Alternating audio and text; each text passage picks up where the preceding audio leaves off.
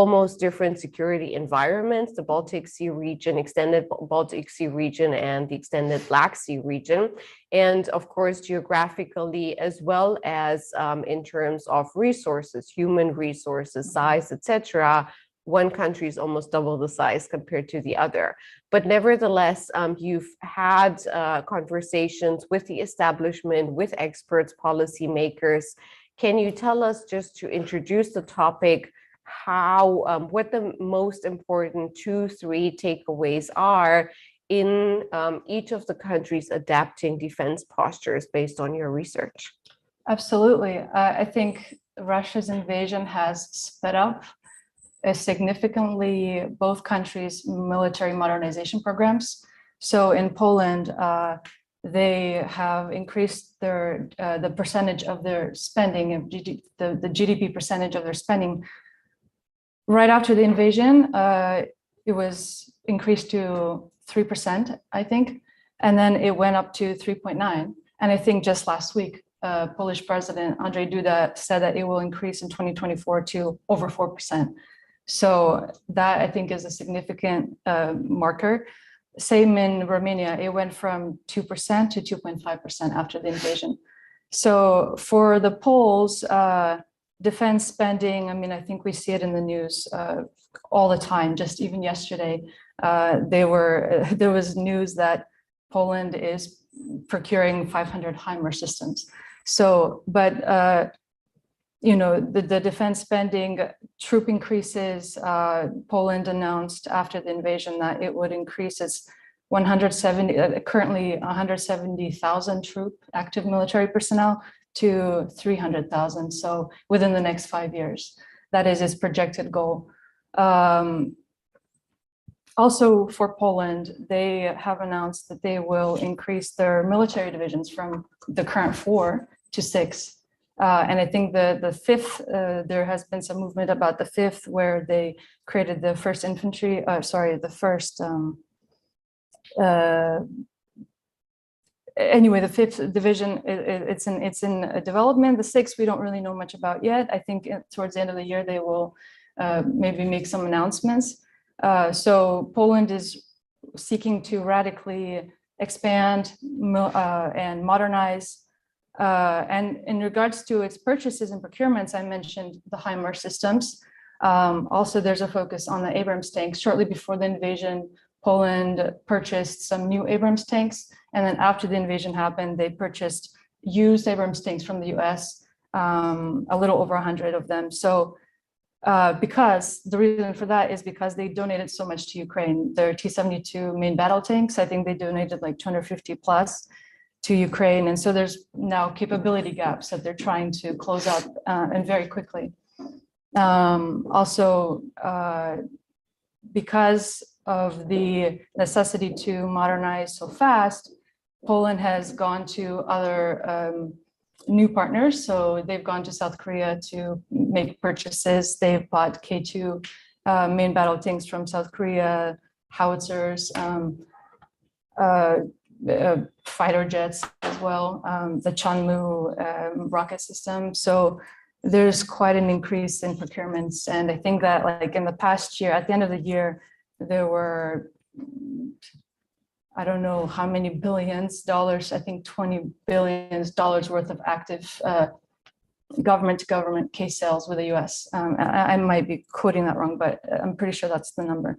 So that's for Romania. And also, I think it's important to mention that due to its terrain, Poland is very flat terrain. So the focus is on heavy weaponry, and so and a very credible air defense. So the procurements reflect this, I think, and that also comes straight from lessons learned from Ukraine, because we have, you know, Poland is a flat terrain with a conventional war at its border, and so it's seeking to expand and bring in heavy military systems.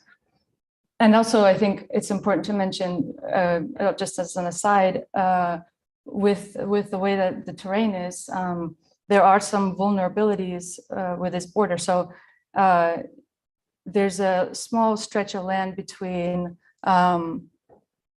Lithuania, which is a NATO ally, and Poland. It's called the Suwalki Corridor. And it's a very vulnerable spot for Poland because we have the Kaliningrad exclave right on one side, and then we have Belarus on the other side, both very aggressive, and Kaliningrad is heavily militarized as well. And so that is a very vulnerable point for Poland. And so it needs, reinforcements on its eastern flank. And also there's the Brest Gate area, which is vulnerable, just because Brest is a border city on the Belarus Polish border, and Wagner mercenary groups, Polish or Russian troops have been doing some exercises there. So that's sort of a general overview of what Poland has done nationally. And now, of course, bilaterally, it's also pursued closer cooperation with the US. Multilaterally, it's been very vocal across various summits, B9 summit and so on, about,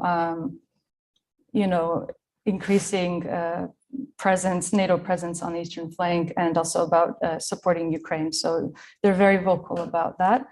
Now for Romania, I mentioned they increased their GDP to 2.5%. They're also trying to modernize their military. So they're purchasing Abrams tanks, they're purchasing howitzers.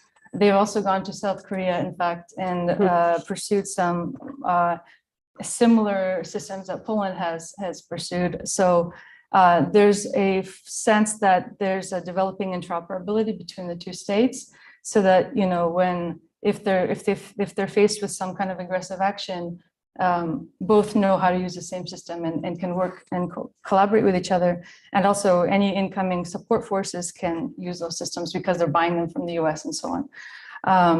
I should also mention for Romania that bilaterally it considers US partnership very important. So there's US troops across 3 bases, I think, in Romania, and I think there's the US 101st Airborne with 4,000 troops that are stationed there. I forgot to mention in Poland, they've actually opened up a new a permanent US garrison. So they with 10,000 US troops. So there's a big focus on having US presence for both countries. And multilaterally as well. Romania has said that it's very in line with all of NATO goals for the time being. So, which obviously include security of the region, helping Ukraine, so on and so forth. So that's a very general.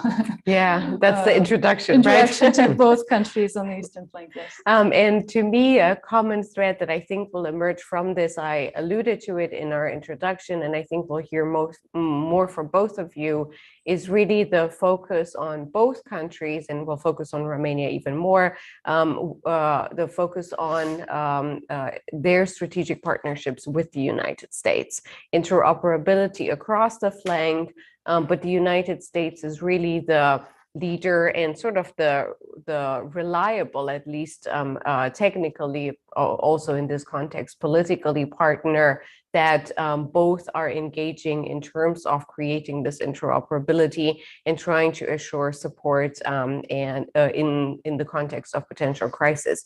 We already have one question in. We'll get to that in a second, but please do send us your questions. We want to bring in, or I want to, as many as possible. So Ian, I want to turn to you in this thread of Romania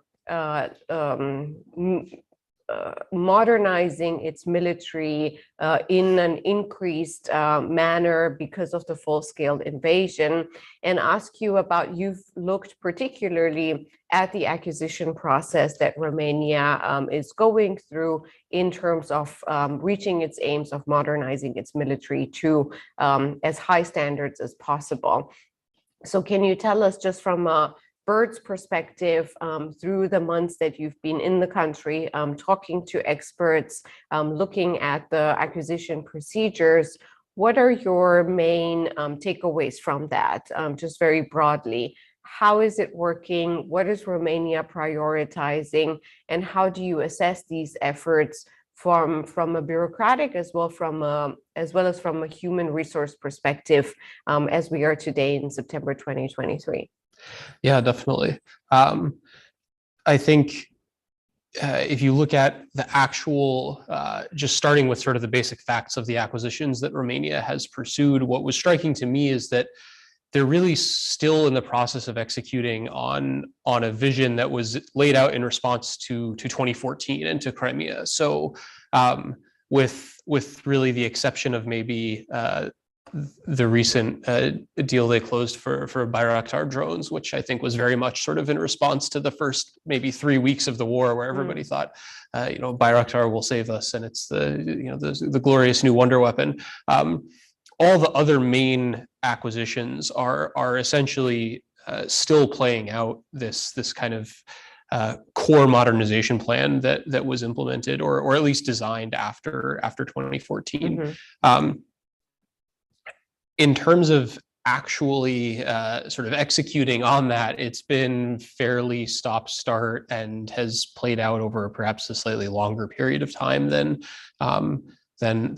some people might hope. And one of the more striking, I guess, kind of gaps in that process is the ongoing failure to acquire any naval assets, despite sort of well-publicized concerns about the Black Sea itself as a as a domain and as a theater to operate in. And so for those who have tracked this closely, probably well aware of the cancellation of the Corvette deal after, God, like 7 years now of at least of back and forth and awards to the Dutch and now awards to the French and then cancellation. And I think, as I was trying to understand, well, so everybody says this is a priority, why don't we see any actual movement on it? That became kind of a useful thread to understand some of these bureaucratic challenges that you mentioned. And so, I heard kind of a range of different possible explanations for why specifically this Corvette deal and kind of broader naval procurement has been so challenged. But most of them kind of ultimately came back to bureaucratic reasons. So, the acquisition process itself is quite complicated and requires a bunch of different committees and approvals and paperwork. And, maybe some services are better than others at navigating that process from a human capital perspective, in terms of just having the bureaucrats and the staffers at hand to do it correctly and to tick the right boxes. So that was, raised as a possible challenge. There was some sense that maybe the Navy is just kind of historically the forgotten stepchild of the three services, and that, typically chiefs of defense come from the Army. The Army has the most soldiers. It sort of carries the most bureaucratic weight. And so when the Army wants something, they get it. When the Navy wants something, well, maybe there's a debate to be had and they don't always get their way. And so I think, that was striking to me, that, this sort of challenge, these procurement challenges are maybe more a function of kind of this bureaucratic kind of capacity or lack thereof. And the more I pulled on that thread and the more conversations I had with people, both, current and former officials in the procurement space and sort of civil staff that are familiar with the way that operates, it became quite, I would say, clear. How clear is any of this? But it seemed sort of fairly clear to me that there were real challenges in the procurement bureaucracy, just in terms of kind of knowledge management, expertise, and so thinking about kind of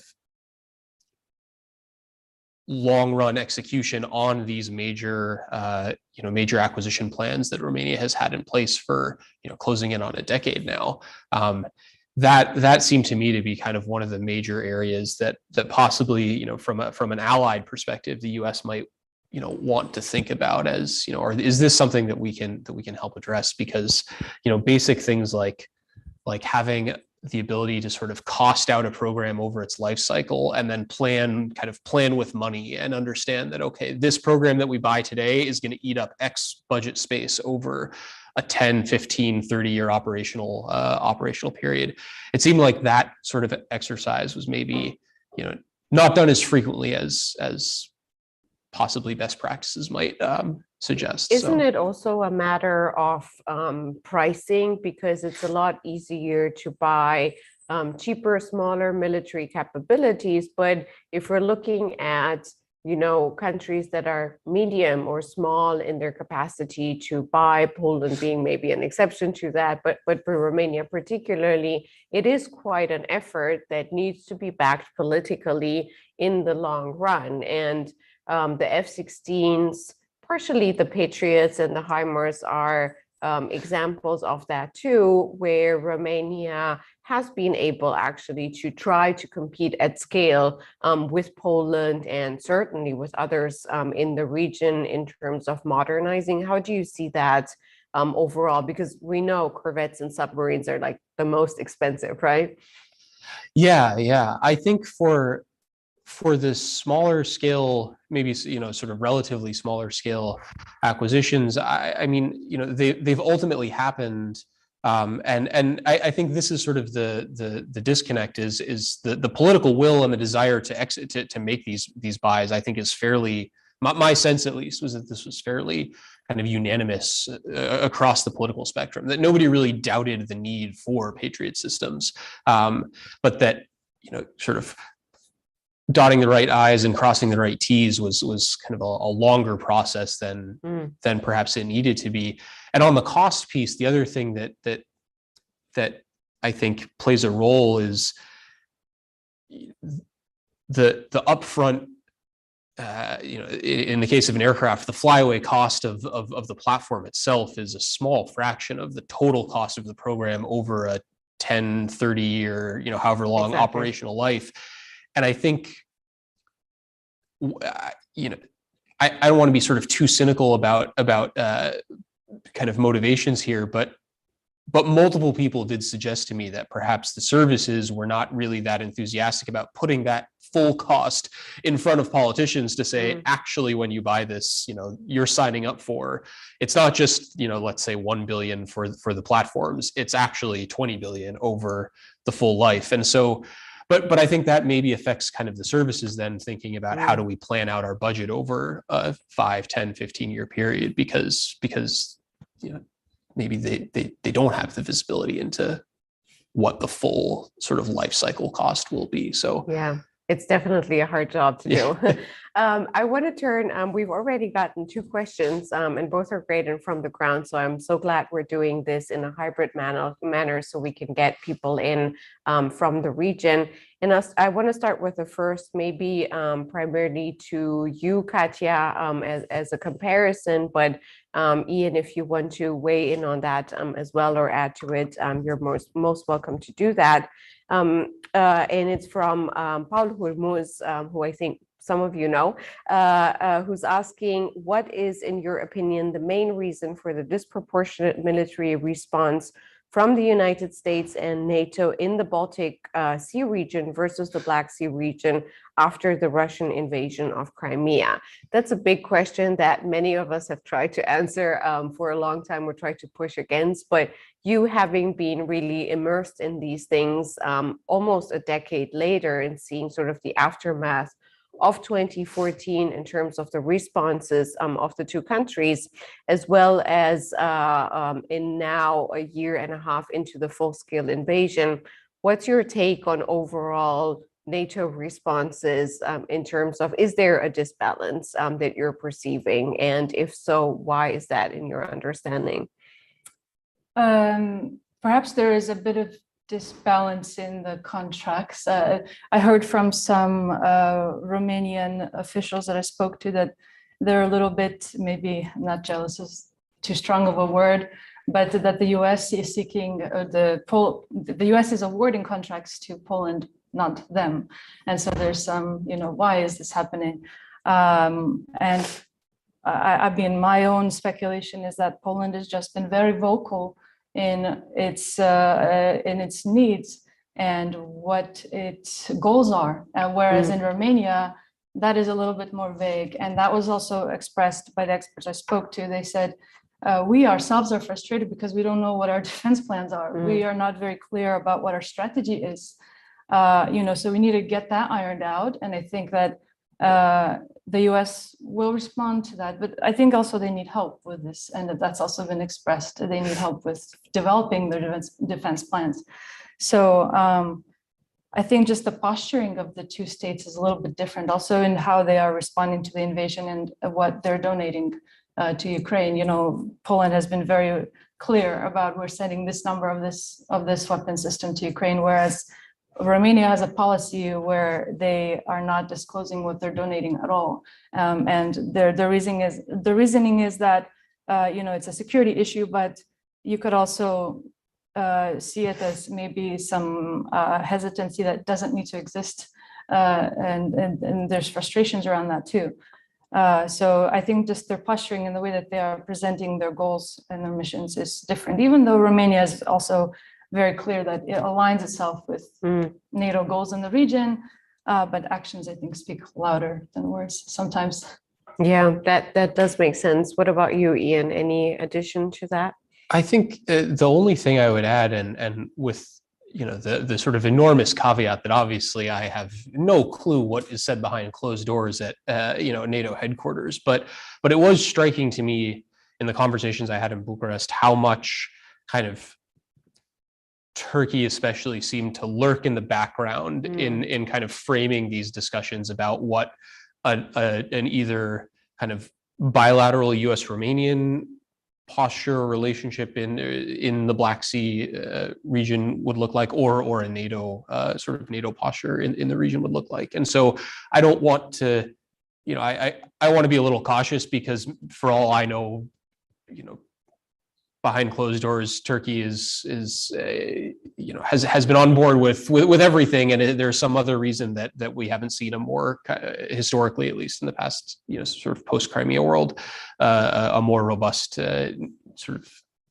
NATO presence in the region. But it was striking to me in the conversations I had how much kind of it seemed that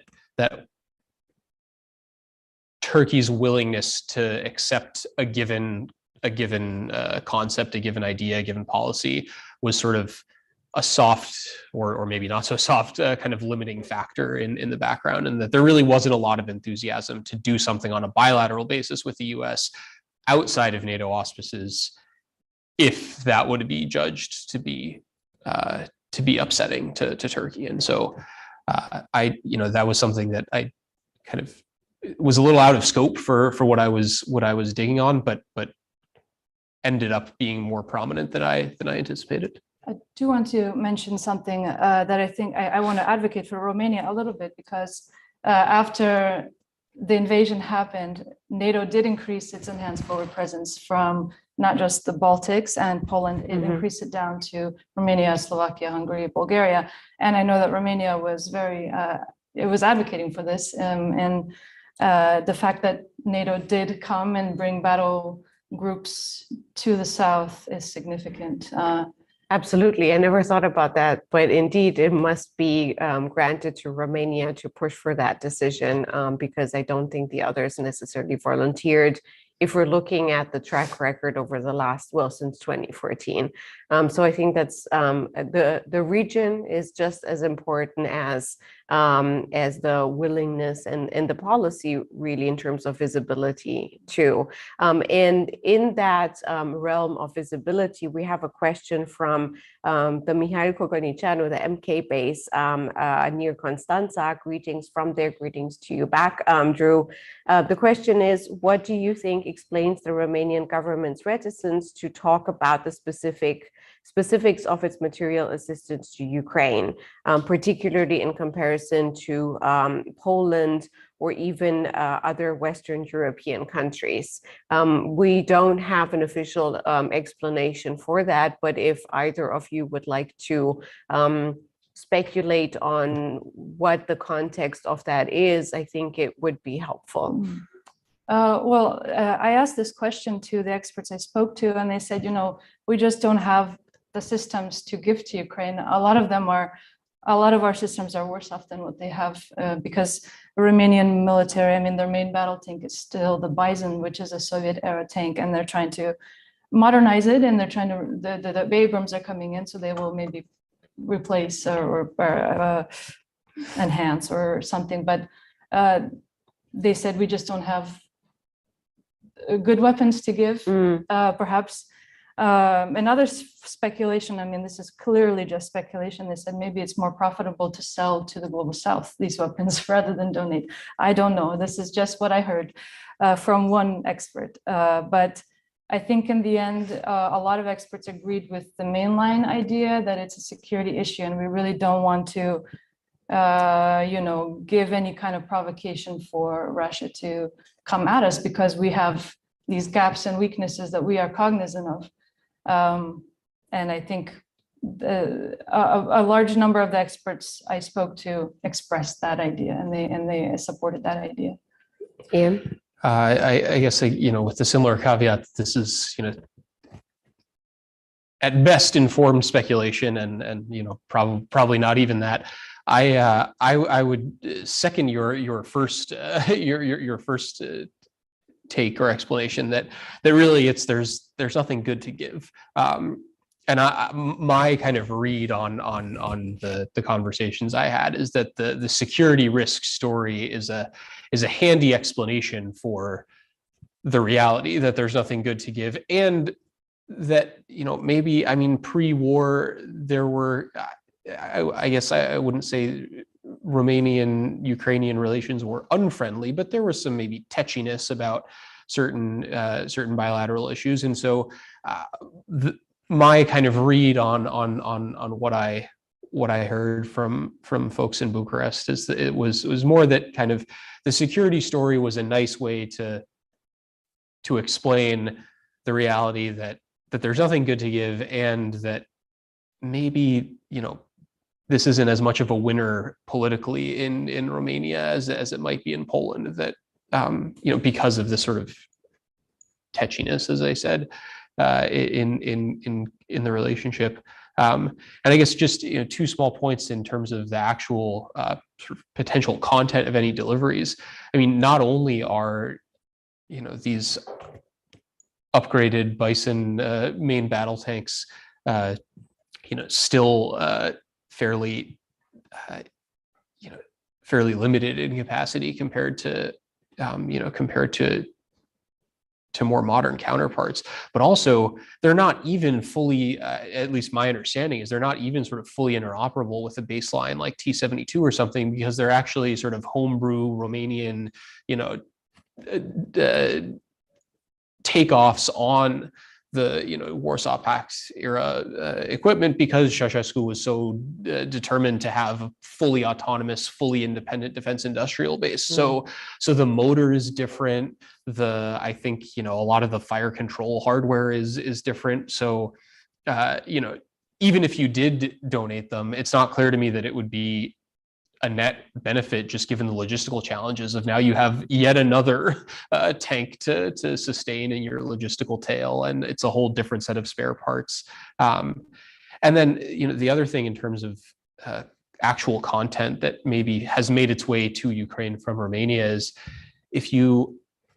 so I looked through the financials for all the state-owned basically state-owned ammunition factories, and the gross revenue line sort of looks like this, and takes off over the past year. So it's pretty clear they're selling a lot to somebody, and I guess one sort of assumes that the customer has been Ukraine, but then if you actually look at the scale, I mean, these are tiny operations. I think all told, it's still under 200 million US in terms of like gross 2022 revenue for we're talking, I think 14 or 15 state-owned kind of munitions and defense equipment factories. So it's not that my sense from that is it's not that there isn't Romanian military hardware making its way to Ukraine, but there's just not maybe that much capacity. Yeah, if you put it at scale, 200 million over 1 year compared to each package that we're sending from the United States and now across the EU too of 1 billion, of course, it's very small. And maybe to add one small thing here is food for thought for our audience and for us as well, is that we have also the issue across the West, across the alliance of increasing production. And Romania is part of that too. They have, just like the Czech Republic, just like Bulgaria and other countries in the region, the capacity to produce, especially Soviet-sized ammunition. But from the numbers and from the statements, it's been clear that we've been in Romania, as well as across the Western space, very slow in actually increasing production, because there's some political obstacles that we're putting in our own way, in my opinion, but that's a completely different conversation. I want to turn back to some of the questions that we're getting, because I think they are really relevant to the research that you guys have conducted over the summer. And one is in terms of the level of cooperation between Poland and Romania, from Christian, concerning the efforts to deter and defend against Russia. Are there any joint programs? I know that both of you, because I've read your final reports, have been looking at these intra-regional cooperation mechanisms, the extent to which they exist on a multinational as well as on a bilateral level, that certainly have increased in political importance. We see it at the narrative level, and we see it in terms of course, also, I think, a bit of healthy, friendly competition, right? And so can you tell us a little bit more about, and for also very importantly, to note is that Romania and Poland have a strategic partnership themselves with each other. So what's your take on the research that you've done in terms of the cooperation? Where are the strengths and where can it be improved? Well, I'll start. Poland and Romania are both part of a couple multilateral formats that are important to mention: B9, the B9 group, and 3Cs initiative, which is an economic format, but I think what they do impacts the region. For example, when they invest, in certain infrastructure projects, that like significantly impacts the strengthening of defense and deterrence on the eastern flank. So they are both part of those, and they perhaps are seeking a common ground. I'll talk about infrastructure because that's really important. Like in Poland, for example, when it was occupied by the Soviets, a lot of the infrastructure was being built in a way that it would deter attack coming from the West. So now it's all been changed. Now it's all been built. It's being built to anticipate attack from the East, and so there's challenges with that. And one minor example, the railroad gauges in the Baltics are all Russia style. Size, and, the width, and in Poland, they're European standards. So, you have to do cargo transfers when you move. And so there's challenges. And I'm sure that those sort of challenges exist all across the eastern flank in different ways.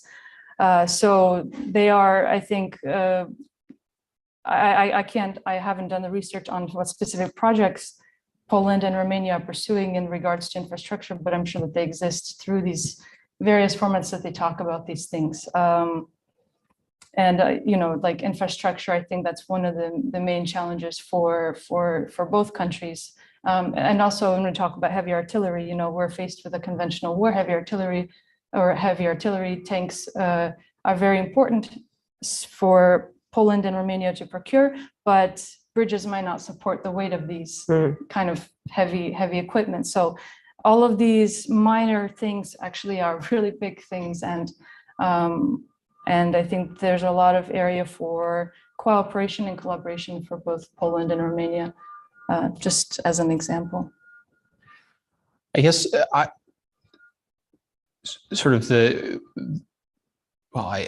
don't want to sort of caveat everything I say, but this does deserve the caveat that I was really sort of engaging at kind of the level of acquisition policy and defense industrial policy. So to the extent that there is more kind of bilateral or kind of multilateral cooperation at a higher kind of more political level in, say, the B9 format or something, that wasn't really an area that I spent a lot of time digging on. But in the acquisition space,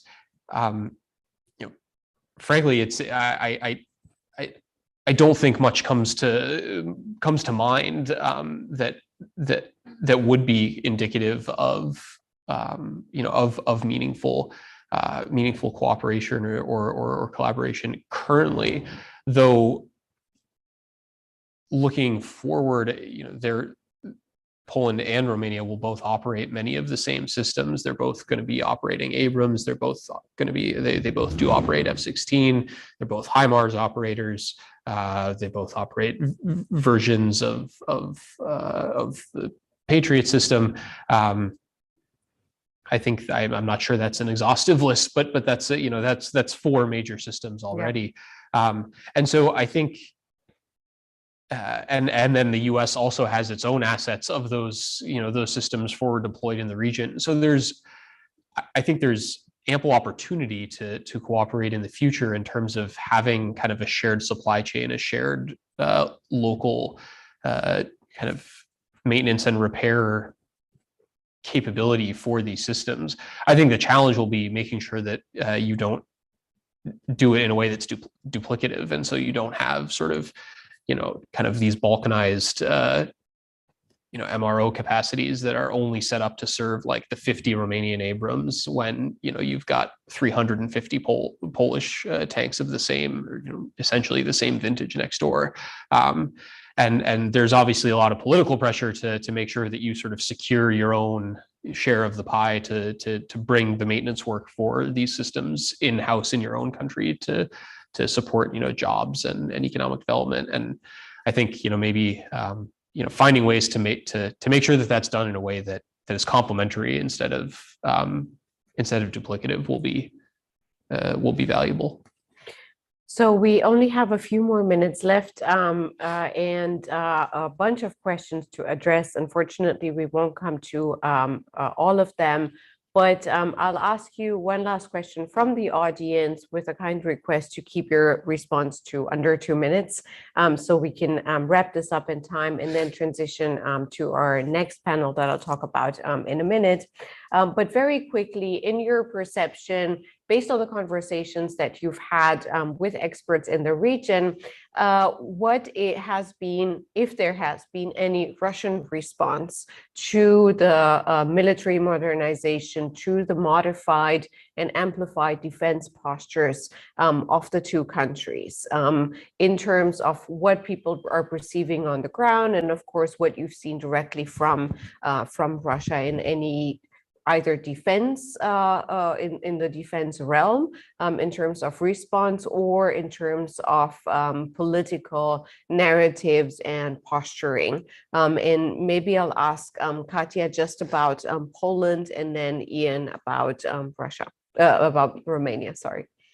I think that I read some reports that there's been an increase in intelligence gathering activity by Russian foreign agents in Poland, which is a problem, because the only way you can really respond to that is administratively. You can kick them out, and there's not really any kind of legal parameters to deal with this. So I think for Poland, that's something that comes straight to mind. Russian disinformation, I think that's something we know exists, and it's operative across many domains, probably within Romania, especially in Poland as well. I will answer a slightly different question and say that I didn't come across any, I didn't encounter any kind of expressions of concern that whatever response there might be would be substantial enough to warrant doing something different, or that this was something that people were worried about. So I'm sure there has been a response. It wasn't that long ago, I think just a few months ago, some ammunition dump in, was it Bulgaria, exploded again, and I guess maybe it was bad luck, but we can probably guess as to the source of it. And we had a few drones, Russian drones, right, over the last few weeks. Yeah. Right. Yeah. That too. So I'm sure there has been a response, and I'm sure, people who will meet you in like dark alleyways and shady bars will, have all kinds of information about what that has been. But it certainly never came up in the conversations I had as something that was seen as a reason not to proceed. I will quickly add, Putin, I think, actually directly expressed sentiment that he would take back. That's right. Yes, and Medvedev is threatening with nukes. Yeah, of course. Yes, but you guys are pointing out that the actual concrete response of the two countries has been to be undeterred and continue deterrence and defense. And so I think that's a good positive note to end on. Thank you to Ellen for this specific question, and to everyone else who's interacted with us and asked questions. We have not been able to come around to all of them, but please send them at events to events@mei.edu, and they'll forward them to our fellows. I also recommend one more time looking at their publications that we've just put on the Middle East Institute's website and the Black Sea Program specifically website. We will now pause for a few minutes to also give you a chance to switch to not leave, but to switch to our second panel coming up with two more fellows who are focusing on Moldova, Romania, and Bulgaria to look at building social resilience and the political context of ethnic communities in the context of Russia's aggression in the Black Sea region. So please switch over and we will resume in a few minutes. Thank you so much to our audience and of course to you, our panelists. And I hope